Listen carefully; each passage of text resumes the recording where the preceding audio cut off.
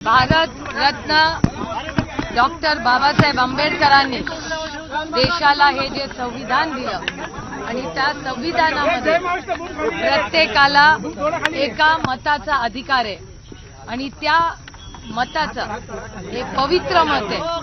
ते पवित्र मत आज संपूर्ण देशात तिसऱ्या टप्प्याचं मतदान चाललेलं आहे. ते शांततेच्या पारदर्शकपणे कुठलाही गडबड न होता शांततेच्या मार्गाने संविधानाच्या चौकटीत व्हावं एवढीच माझी मागणी इलेक्शन कमिशनला आहे. गडबड झाली आहे, रात्री पैसे वाटले गेले. इन कॅमेरा मतदान जे आहे ते 4 मतदारसंघामध्ये व्हावं असं तुम्ही सांगितलं होतं. इन कॅमेरा मतदान का घेऊ वाटतं? 4 मतदारसंघ तुम्हाला संवेदनशील का वाटतायत? काय भीती वाटते तुम्हाला?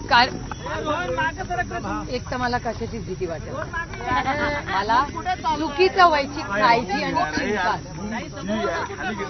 आणि त्याच्यामुळे ह्या देशामध्ये जे मतदान व्हावं ते पारदर्शकपणे व्हावं. बोर्डाची परीक्षा कशी असते? बोर्डाच्या परीक्षेमध्ये ऑब्झर्व्हर असतो आणि कोणीही कॉपी करून पास होऊ नये म्हणून ऑब्झर्व्हर असतं की नाही बोर्डाच्या परीक्षेत. तसंच इलेक्शनमध्ये दबदबती चर्चा सातत्याने अनेक चॅनल्सवर आणि वर्तमानपत्रात येत होती म्हणून आम्ही हे पारदर्शकपणे व्हावं याच्यासाठी ती मागणी केली होती. काल संध्याकाळी भोर आणि बारामती मधून सारखे रात्री फोन येत होते. भोर शहरातून आणि बारामतीच्या काही भागातून रात्री 2 वाजेपर्यंत फोन येत होते. आता पोलिसांनी जे सत्य आहे आणि जे पारदर्शकपणे आहे त्याला न्याय द्यावा.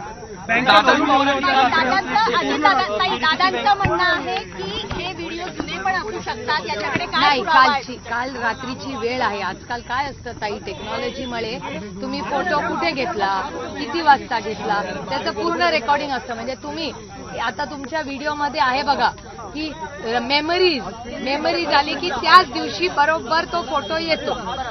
That is technology. दादांनी आईंना त्यांच्या आईंना मतदानासाठी घेऊन आले होते, जाणीवपूर्वक घेऊन आले होते का? आणि दादांनी स्वतः सांगितलं आई माझ्या बरोबर आहे, तिचा आशीर्वाद आहे. त्याला जोडून दुसरा प्रश्न विचारतो. श्रीनिवास पवार असं म्हटले, मोदींनी ज्यावेळेस त्यांच्या आईला रांगेत पाठवलं होतं पैसे देताना त्यावेळेस त्यांनी त्यांना नावं ठेवली होती. आता हे काय करतात? मला असं वाटतं की या सगळ्या गोष्टीमध्ये फार आपण न अडकता सुसंस्कृतपणे आपण संविधानाच्या चौकटीत राहून कैलासाची यशवंतराव चव्हाणांच्या महाराष्ट्रामध्ये जसं पारदर्शकपणे आणि शांततेने मतदान झालं पाहिजे त्याच पद्धतीने आपण सगळ्यांनी केलं पाहिजे. ही जी निवडणूक आहे ती कुटुंबाच्या भोवतीनं फिरली गेली. नेमकं कारण तुम्ही असं म्हणता ते बोलणं टाळताय, परंतु सातत्याने वैयक्तिक आरोप केले गेले. यावरती तुमचं काय? दादा त्यात असं एक म्हटलेलं आहे की 3च फॅमिलीज म्हणजे तुमची फॅमिली, राजेंद्र पवार आणि श्रीनिवास पवार माझ्यापासून दूर आहेत किंवा माझ्याशी बोलत नाही, पण हा खूप मोठी फॅमिली आणि बाकी माझ्या बरोबर आहे. ठीक आहे ना, लोकशाही आहे, प्रत्येकाला बोलायचा अधिकार. एक बहुत बड़ा दिन है आज, हिंदी बता दीजिए कि आपने वोट कास्ट किया है, क्या डिमांड करेंगे? मराठी झालं सगळं. एक सशक्त लोकतंत्र में संविधान को सेंटर रखे, एक पारदर्शक तरह सत्य सामने रखे इलेक्शन होना चाहिए इस देश में. और ये तीसरी चरण का वोटिंग हो रहा है, वो शांति से होना चाहिए, यही हमारी मांग है. रात भर कई जगह पैसे बांटे गए, रोहित पवार ट्वीट कर रहे हैं, वीडियो देखते हैं कि हुआ क्या है, घटना है, क्या गति है? एक मिनिट, 2 प्रश्न विचारताय. पैसे बांटने का आरोप हो रहा है. पैसे बांटने का 2 लोक रोहित पवार पैसे बांट जा रहे हैं, बहुत पैसे बांट रहे हैं.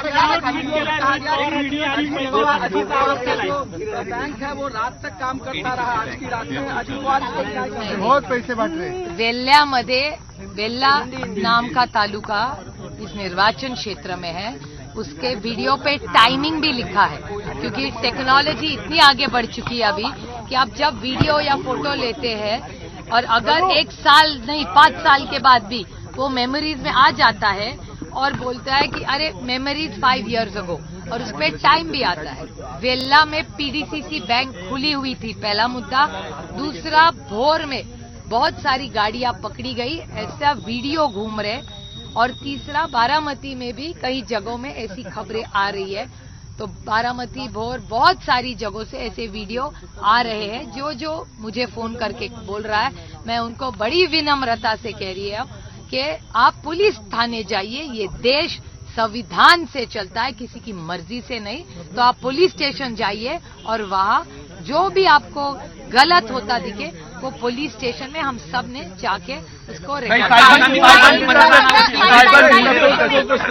साहेबांची तब्येत कशी आहे? ये सब घटनाएं घट रही है, आप ही की तरफ से हो रही है। आप ही के कोई लोग हैं जो ऐसी प्रकार की देखिए, मेरे ख्याल से इलेक्शन कमीशन, वीडियो और पुलिस थाना, उन पे थोड़ी सा हम विश्वास रख सकते हैं। साहेबांची तब्येत कशी आहे? साहेब उद्यापासून मी एवढा विचार करत नाही। माझा भारतातल्या संविधानावर प्रचंड प्रेम आहे आणि महाराष्ट्रातल्या आणि भारतातल्या मायमाप जनतेवर माझा प्रचंड विश्वास आहे।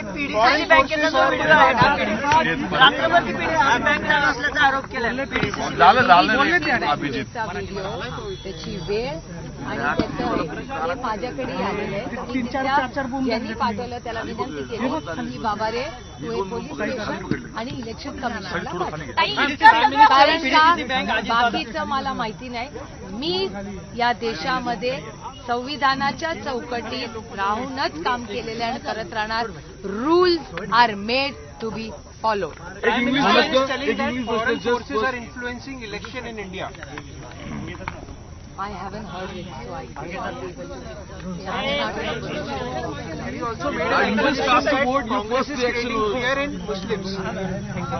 Well, this country, I pay respect to Bharat Ratna Dr. Baba Saheb Ambedkar ji, who gave us one of the finest constitutions, not just in India but in the world, and the equality of everybody getting one vote. So I have only gratitude in my mind towards the Mahatma Gandhi who fought for our freedom, and all those sons and daughters of this country who fought for our rights and freedom of speech. How confident are you for your victory? I'm here to serve the people, and I have faith in the people of the entire constituency who will bless me with their vote to serve them for the next 5 years. Rohit Pawar is continuously alleging that Ajit Pawar is distributing money throughout the night. Is it true that he is posting videos on social media? This is a free country. People are allowed to say लोकशाही what they English want. Bite लागणार का तुमच्या? गेलं भूमी. नाही, गुलाल उधळणार का 4 तारखेला? Well, it is it's very sad to receive so many videos. I've contested 3 elections in the past. I've never seen such activity ever in this constituency. It's very unfortunate that so much news last night is coming from Bhor, Vella, Baramati. Many parts of the constituency have come up with this kind of news. Whoever has reached out to me, I have told them to go to the police station and to the election commission, because they would be the right and the competent authority to resolve and address and attend to this. 4 तारखेला कोण? निलेश गायवळ, त्याचबरोबर धनकवडीचे अनेक गुंड जे आहेत ते प्रचार करतानाचा व्हिडिओ व्हायरल झाला. व्हायरल नाही झालं, वास्तव आहे ते. व्हायरल नाही, व्हिडिओ नाही कोणी व्हायरल केलेला. ते दुर्दैव आहे की काका एक झालं की बारामती लोकसभा मतदारसंघात असं कधीच आम्ही पाहिलेलं नाही. मी स्वतः 3 वेळा इथे नेले, अनेक वर्ष आदरणीय पवार साहेब या भागाचे लोकप्रतिनिधी. आता ही गुंडांची जी टोळी फिरते, जे अनेक ठिकाणून ते व्हिडिओज येत आहेत सगळ्यांकडे, त्याची नोंद अर्थातच पोलिसांनी आणि इलेक्शन कमिशननी घ्यावी अशी आमची विनम्र विनंती. 4 तारखेला गुलाल उधळणार. गुलाल 4 तारखेला. मतदानावर काय परिणाम होईल याची अपेक्षा करणं थोडं आव्हानात्मक नाही वाटत आहे तुम्हाला? बघा, आयुष्य प्रत्येकाच्या आयुष्यात संघर्ष येत असतो. त्याच्यावर मात करणं हे मी माझ्या वडिलांकडून आणि आईकडून शिकले. त्यामुळे माझ्या श्रमलेल्या बापासाठी एक नारळाचं पाणी लढणाऱ्या लेकीसाठी बाप फुलंद कहाणी. ताई, साहेबांची तब्येत कशी आहे? कारण उद्या पुन्हा दौरे सुरू करतायत साहेब. तुम्हाला माहिती आहे ते स्वतःला 84 नाही 48 समजतात. त्यांचं इलेक्शन लोक हे त्यांचं टॉनिक.